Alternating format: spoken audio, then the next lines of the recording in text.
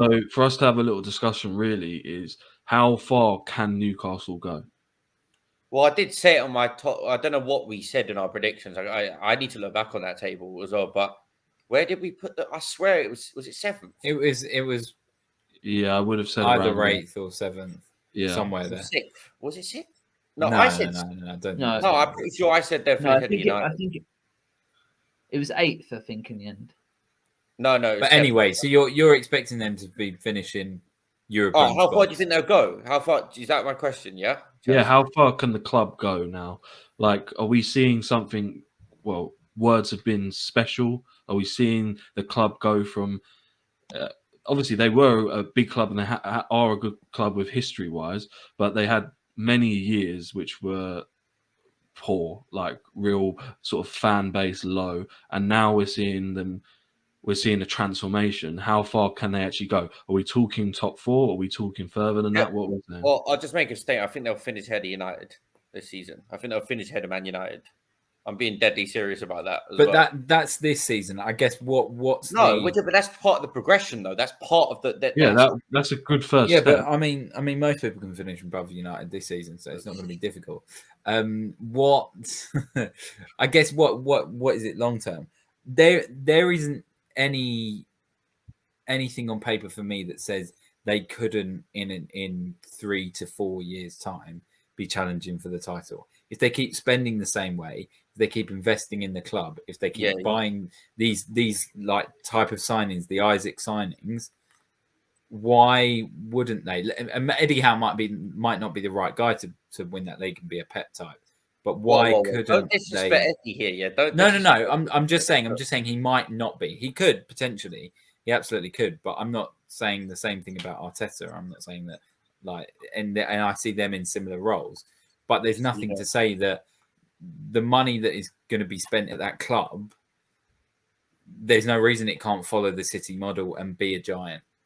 No, they will be. I think it's pending. Madison, we've already discussed this, like when they first got taken over, didn't we? And as long as they were doing it correctly and methodically in the right way, like we said they have been, they're on track. Obviously, things have to be perfect, to get to that. Like 3 to 4 years to challenge for a title, things do have to go really, really well and smoothly, Yeah. But I do think at the minute it's just so.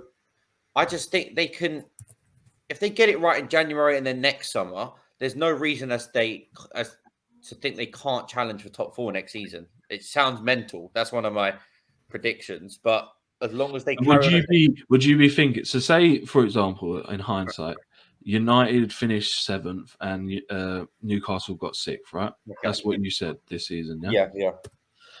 And they get a Europa League spot from there. Is that something that they need? Do they need to progress in a sort of way where they get Europa League, they have a season like that, they continue to make signings, then they look to go for the Champions League? Or are you thinking that it's just going to come in one-off season where they just shock the world? No. I know Leicester won the league, I'm not saying that, but like that sort of shock where they just finish 4th one year. I think the first, the previous thing you said, the more natural progression. And also, you're saying if they get Europa League, they can really, if they strengthen again with 2 more windows, they can look at maybe going to try and win that Europa League as well. And you brought up Leicester, which is a good comparison because they got into Europe, then they improved gradually. Like they've been in Europa League and Conference League recently. Obviously, Leicester's trajectory was on the down, whereas Newcastle's will be on the up going into Europe as well. Yep. So, I mean, I think, the world's their oyster at the minute, to be honest. Really, I just genuinely think that they can only be positive as it stands. Everything around the club is a feel-good factor. Chaz, you know how much I've stressed this now as well. And I said something special is going on there, and I believe it is. And I believe it's just going to carry on going. Well, that's the interesting thing as well, because if they go that sort of natural route and manage to progress as a club, they'll suddenly be in the Europa League. They'll suddenly be able to, as much as we say they have the money to keep spending, right? They also will have a caliber. A player will know that they're in that competition. They're not just Newcastle with money. They're actually transforming the club and becoming a European, having European pedigree. So I suppose, we should probably delve a little bit into the Isaac transfer that's just happened. They lose Callum Wilson this year. to I think a hamstring injury, and they make a £62 million signing. So the Wilson, they already knew had a bad injury record anyway, so you can't rely on him. And I really rate Wilson anyway, so I don't like if they could rely on him, they wouldn't. I don't even know if they would. They'd still probably sign Isaac, but they wouldn't need him as badly as they do now.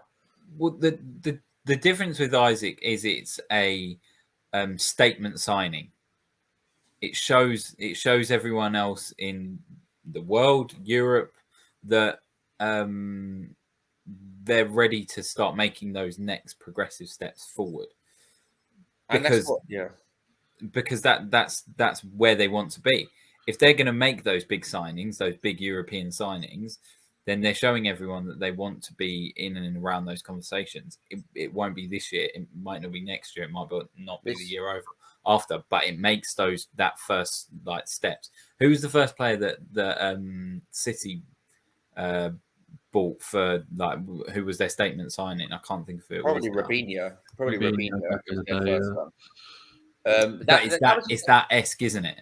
No, I don't agree. That was a bit different. I think City got it wrong at first. They did when they first because they were trying to sign Kaká, John Terry, Robinho. They were just going scattergun for everyone as on that, and you could tell it was new money to them, and it took them a while. They had Mark Hughes in charge at the time, and they had a mixture of older players like Bellamy and like that.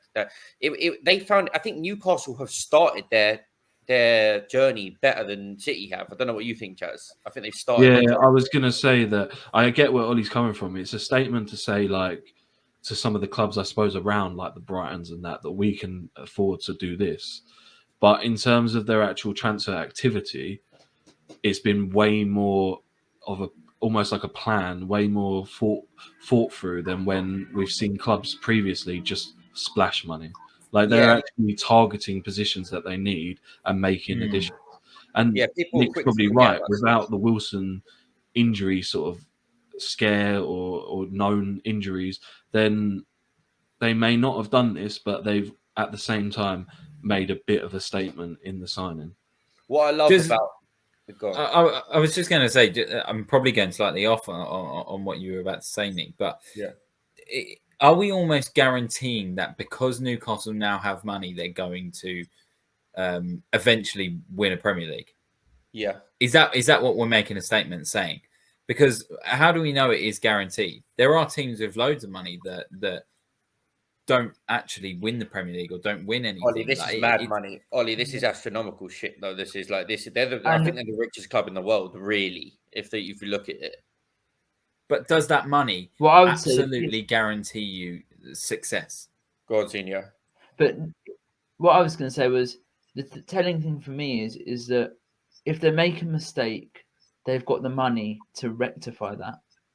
That's what's scary about it. Like, even if Isaac doesn't work out, they can go and spend some more money in January, and they'll have obviously they also have history as well, a lot of history. So players are still going to want to come to them, but but at some point where the regulations change and everything like that, is it going to be harder? Because we talked about this when we were watching fucking hell, who were we watching the other night? The boxing, sorry. When we were watching the boxing. Oh, yeah. And we started talking about the financial fair play in United and stuff like that. But United can spend so much because they generate so much. When there's going to have to be a cap on Newcastle at some point of putting in their own money. Surely. You have to forget about financial fair play. It basically is irrelevant. It doesn't even work, to be honest. It really is, Ollie. Yeah, it's one of them. It's fucked. I know people hold on to this regulation and that, and it making fairness across all clubs. But we've seen it before get weasel around deals, and they never actually inform actual things that affect this. The club might get fined. What help does that do? Just finding a club. Chaz, how many times has City been taken to court about this shit as well? Yeah. Remember when they were going to get kicked out of the Champions League because of this and all that, and all they've done was just get the best lawyers and pay off people, and then as you said, work their way around it. And I promise you, obviously we all love our clubs and all that. Most clubs in that Premier League will be doing something slightly a little bit against them rules. Okay. Yeah, 100%. They work ways around it. Also, you look at the top six in the Premier League, like you said, Chad. I bet you any money they hate what Newcastle are doing right now, and they're gonna try and work to. They'll try and bring Newcastle and their owners down. They will, most of these And owners. you also say cap, Ollie, but like Arsenal have spent what 300 million in the last 2 seasons. You So spent more than Liverpool in the last 5 years. So if Newcastle spend 300 million in the next 2 seasons, that might be enough to get them up to sort of at least top 4, for example.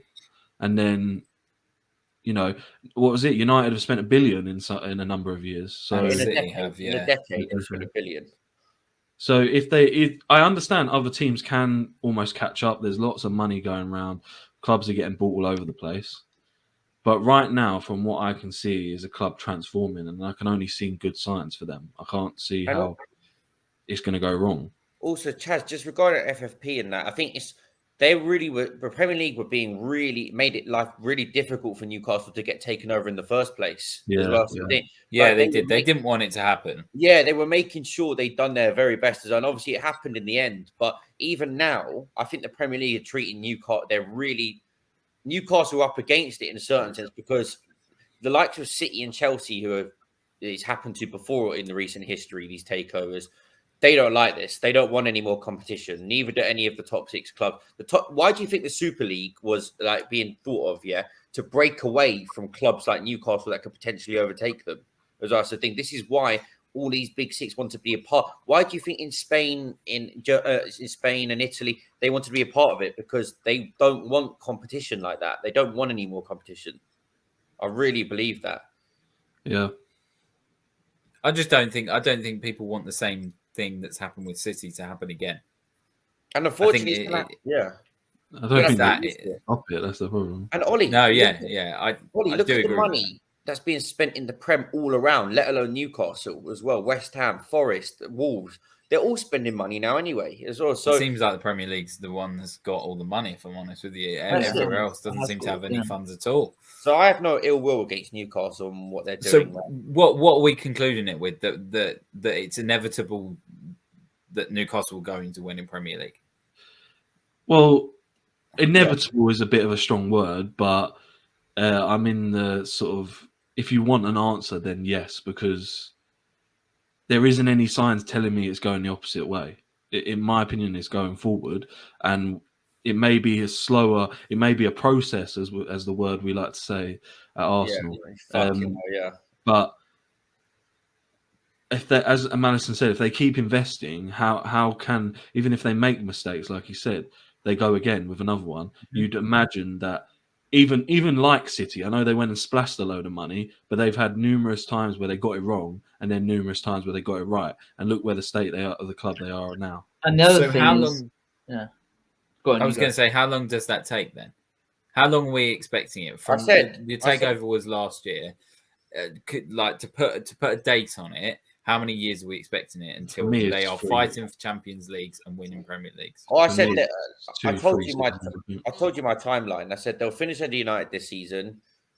They'll definitely get Europa League, maybe in and around the Champions League spots the season after, and then they'll get Champions League the season after that. I think we're alluding to sort of 3 years. I think we're alluding 3 years.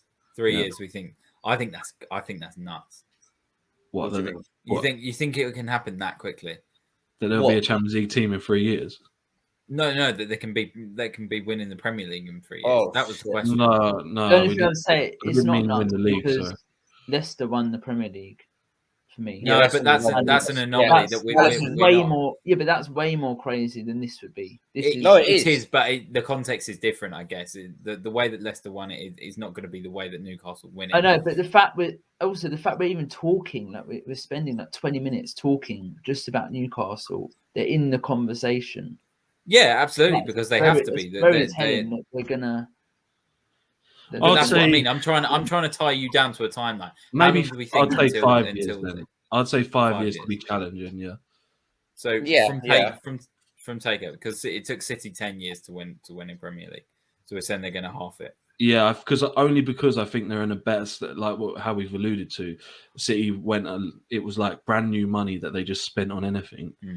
it wasn't probably till about 5 years' time where they actually started to make I progress think seriously. when City started to sign Silva, Aguero, Yeah. and Yaya Toure, that was the moment. That was the moment where you could see they were serious signings. With that, they were big names, but you could just see there was something going on there.